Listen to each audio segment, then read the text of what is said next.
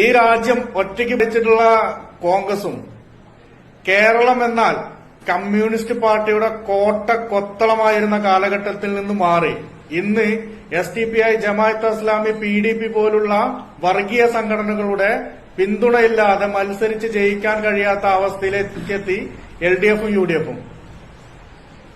ഇന്ന് ഇടതുപക്ഷവും വലതുപക്ഷവും SDPIക്കും അതുപോലെ തന്നെ പോപ്പുലർ ഫ്രണ്ടിനും ജമാഅത്ത് ഇസ്ലാമിക്കും മതേതരത്വ പട്ടം ചാർത്തി കൊടുക്കാനുള്ള തിരക്കിലാണ്.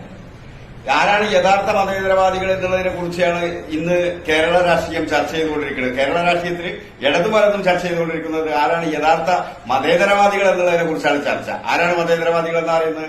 SDPI, popular front, campus front, Jamaat Islami, SIMI ഇതുപോലുള്ള സംഘടനകളാണ് മതേതര സംഘടനകൾ എന്നാണ് പറയുന്നത്.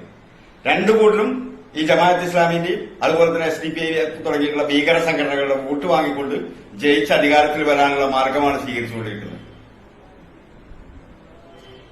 ഈ പറഞ്ഞതുപോലെ രണ്ട് മുന്നണികളും ഭാരതീയ ജനതാ പാർട്ടിക്ക് മതേതരം പുഴുങ്ങി തരാനുള്ള ശ്രമത്തിലാണ്. മുസ്ലിം ലീഗ് പറയുന്നത് SDPI മതേതരാണ്. കുഷ്ഠം പിടിച്ചോൻ ചരങ്ങ് പിടിച്ചോന് മരുന്ന് എഴുതുന്ന കഥയാണ് ഇപ്പൊ നടക്കുന്നത്.